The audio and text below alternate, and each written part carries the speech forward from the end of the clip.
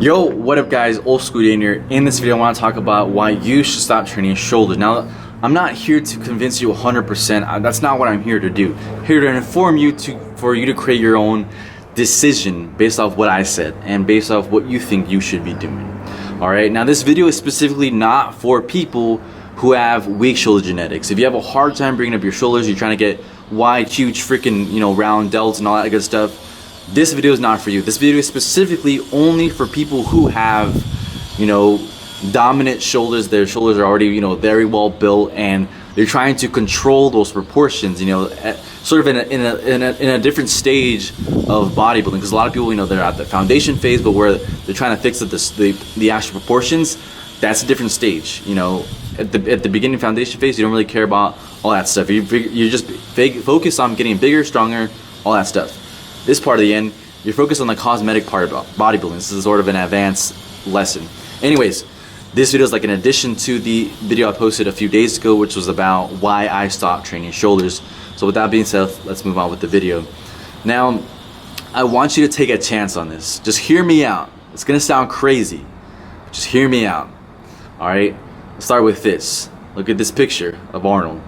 Alright? A lot of people are gonna be like, well, it's Arnold. I'm like, yeah. But take a closer look. Let's talk about this. Look at his shoulders. Then look at his biceps and triceps. Then look at his chest. Then look at his traps. Alright? What do you see that is sort of like you feel like could need work? A lot of people can be like, well, it's Arnold. He's great. Alright? But look closer.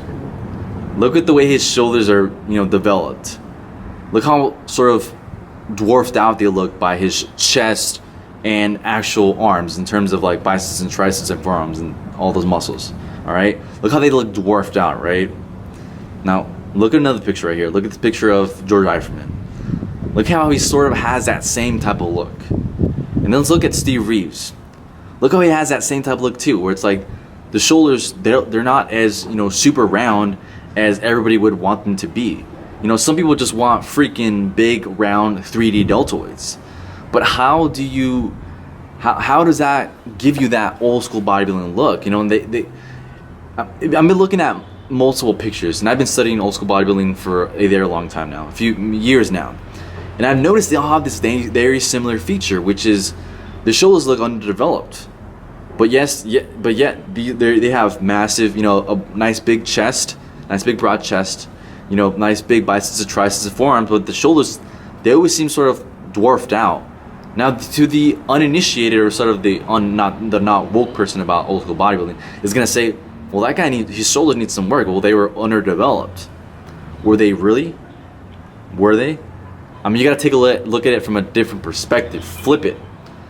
Now, look at it from like, well, is this sort of like what the old school bodybuilders look like? Is this sort of the look they strive for?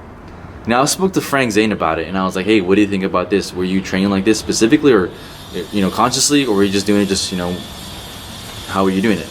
And he was like, well, I wasn't doing it consciously, but that's sort of how we ended up looking. Because guys like Frank Zane and Arnold and all these other bodybuilders, they all had this type of look where the shoulders were sort of undeveloped. But are they? In a sense, if you look at all their training, the shoulder, you look at Arnold's training, Frank Zane's and Steve Reeves, they all had shoulder training in there. It's not like they did this consciously. They didn't walk into the gym and they were like, I'm not going to train shoulders at all today or for the rest of the year. No, they did shoulders, but I'm still trying to figure out how they got that look without doing it consciously, because I've been doing it consciously and it's been giving me that same result. You see what I mean? So, like I said, I have that issue of my shoulders tend to dominate.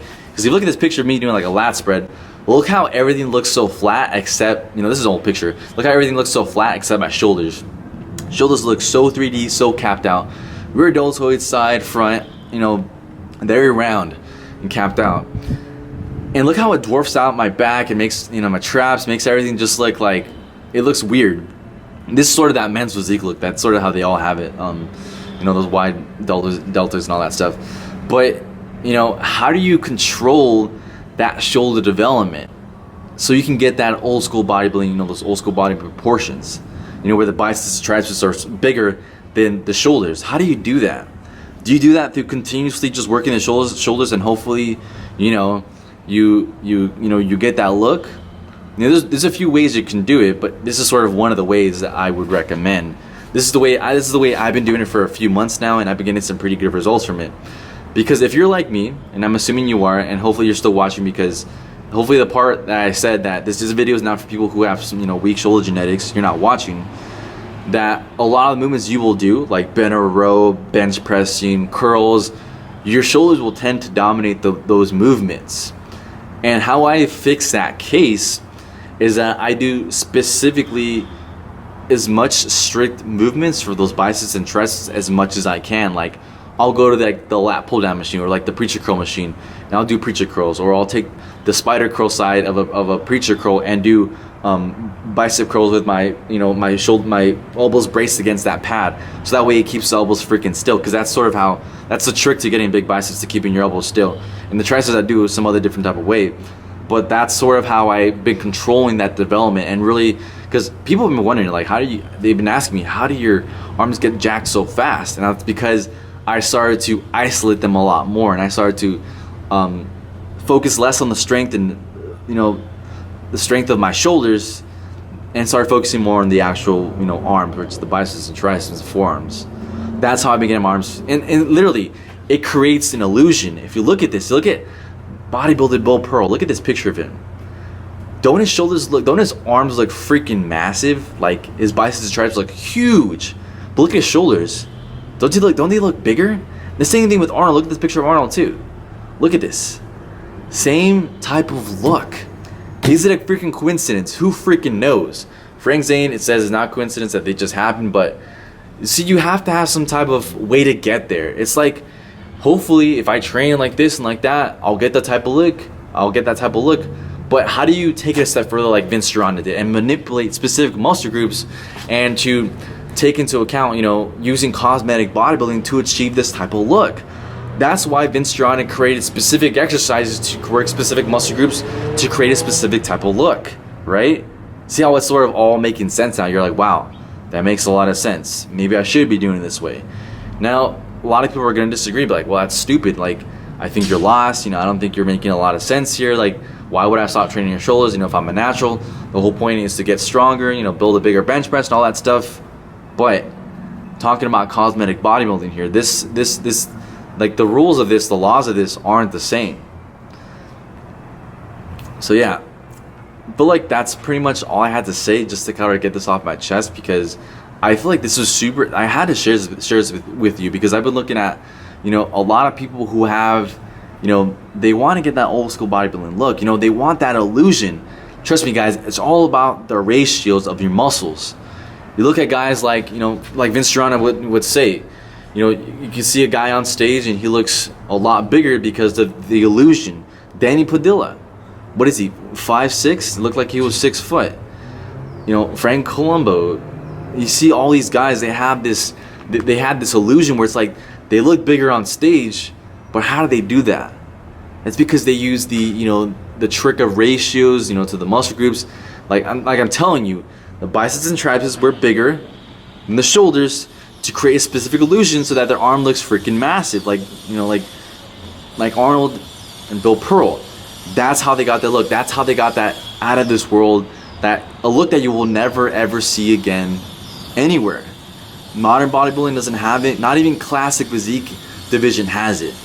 This is how you do it. This is one of the ways you can do it. I have a few other ways that you can do it that I haven't tried yet, that in theory I think would work, but this is one of the ways I would recommend. If your shoulders are dominating a lot of the movements, I would suggest possibly maybe even just lowering the volume a bit.